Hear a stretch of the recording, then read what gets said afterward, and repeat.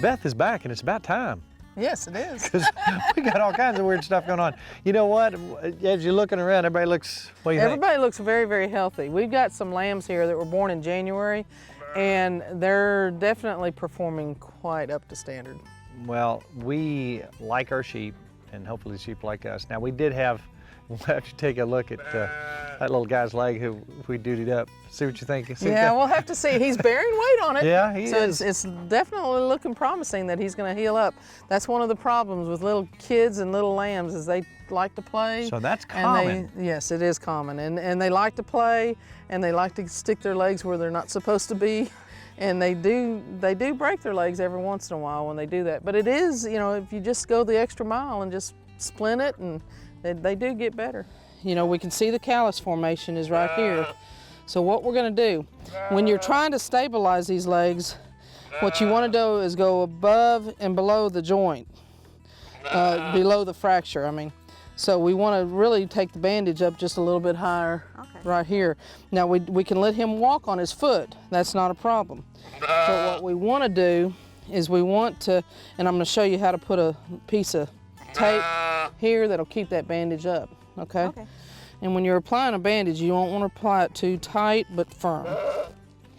And you take your first wrap around. Like I said, you want to kind of go above the knee because you want to stabilize that joint as well.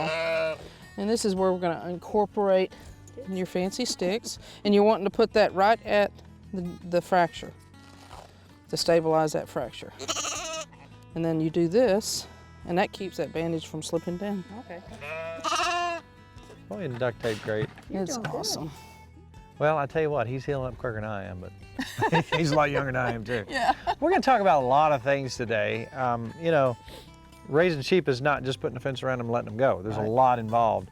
One of the simple things that I don't think we've even covered yet, and I want to talk to you about, is why are these sheep wearing an ear tag, and at what point are you supposed to put an ear tag in them? Right. And how do you put an ear tag in them? And which leads to the question, what is scrapies? What is scrapies? Scrapies, it's a federal program. The tags, like in my herd, I put the tags in when the kids are about 2 days old. And it's before the kids go out with the rest of the herd. And it's a form of identification. Gotcha. Well, the scrapie program nationally is animal disease traceability is what the national program is all about. Scrapie is a disease. It is a very chronic, progressive disease. Usually doesn't show up in sheep until they're like 6 or 7 years of age. But the reason why this tag was introduced is so that we could trace that animal back to its birthplace. Wow, I did not know that. I learned something today, man. And so that's why we do the scrapie tag, and it's extremely important. In Kentucky, every animal that goes to a market has to have a scrapie tag in it before it's sold. Gotcha. If you look on the inside of the ear, it's right between the rib. There's a rib here of the ear and a rib here. If you go in between the ribs, you miss the veins. So in my herd, the boys get a tag in the right ear and the girls get a tag in the left ear. And that way, when I'm looking at a kid, I know which one's a girl and which one's a boy. Right off the bat, right off the bat. You get that much salt. You already know. So that's why we do that. Now, we are thinking about, now some people are going, oh, but we're thinking about eating some of these young males.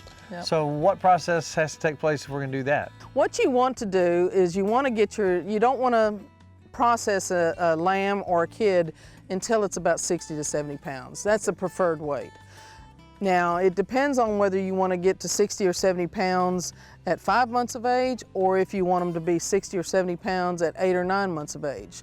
If you want them to be young, weaned right off the mama, and then eaten in, say, like a month or two after you've weaned them, then you're going to have to feed them a little bit of grain. Right. And that grain can be corn, but preferably a complete pellet, and probably somewhere in the neighborhood of a 14 to 16% protein feed.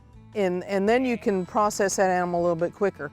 If you want to stay just with a forage-based system, then you're probably looking at processing them when they're 8 or 9 months of age. What do you actually have to do? I mean, how can we say this?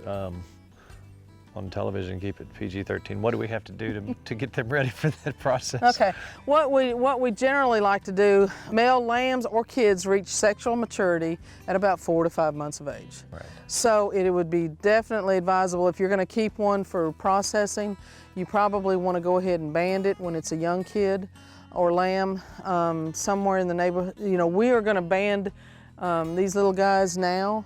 And sheep can be done when as soon, approximately about a week of age. Goats do not band until they're about 2 months of age.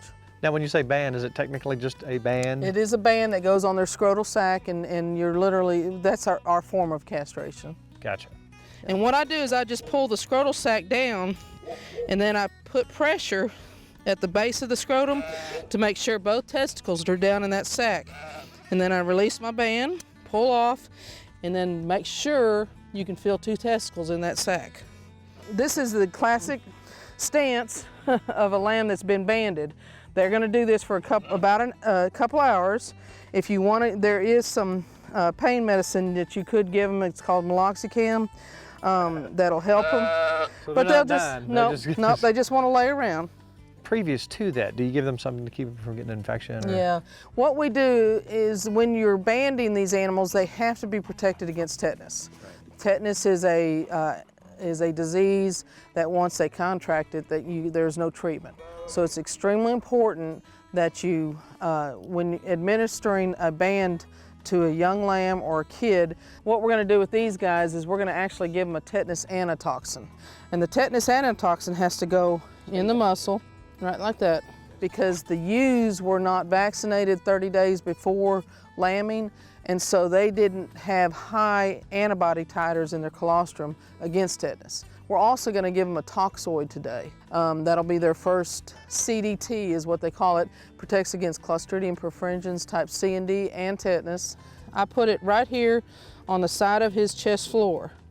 Under the skin, I pinch their skin so that they don't usually feel the needle going in. And we're going to give them that initial toxoid booster today, and then in 3 to 4 weeks they get their booster. That protects them from that point on for overeating disease and tetanus. Gotcha.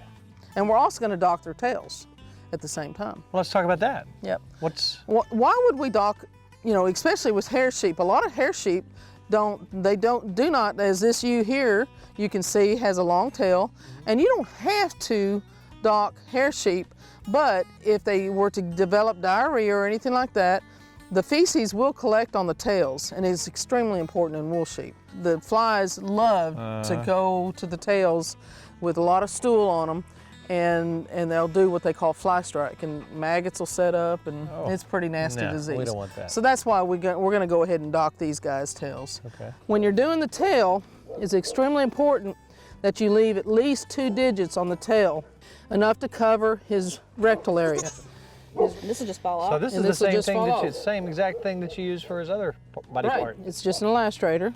Pull that off, and so you can see that that's just barely cover it. Okay.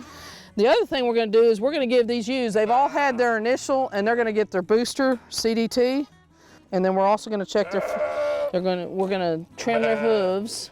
I generally just routinely deworm at lambing though, but because their immune system is really weak, and it just really pays to deworm the ewes.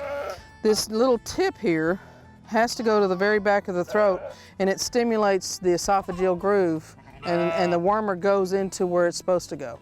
It doesn't drop into the rumen, it goes straight to the stomach. And that's extremely important. Anytime you're deworming a big group of animals, you want to look at their eye color, which we'll look at these guys' eye color as well. And the best place to give a alpaca a dose is right behind their elbow right here. Okay, grab his head like that. There you go. And I find this non-haired area right there. And I pinch the skin up, and I'm kind of like doing this blind just because I've done a bunch of them. And their skin is very tough, so be used to that. And then we're gonna go ahead and deworm them. They're a little bit of a challenge to deworm. And I generally, when I put it in there, I let them chew on it a little bit, because guess what? When they're chewing, what are they doing? Swallowing. Okay, and then you can turn them loose. Well, you see all of them. You think we're in pretty good shape? I think so. I think so. Well, I thank you so much for coming out and sharing information, which Sure. that's what you do. That's what I do. You get to go all over the place, and you got a pretty cool job. I do. I get to. I have met so many people working with the state vet's office, and really enjoy my small ruminant, producers and helping with them. Well, we so appreciate what you do. Thanks for coming out. Thank you. See, Milty, I told you, Tim, I would hold him someday. If it wasn't for Beth grabbing him.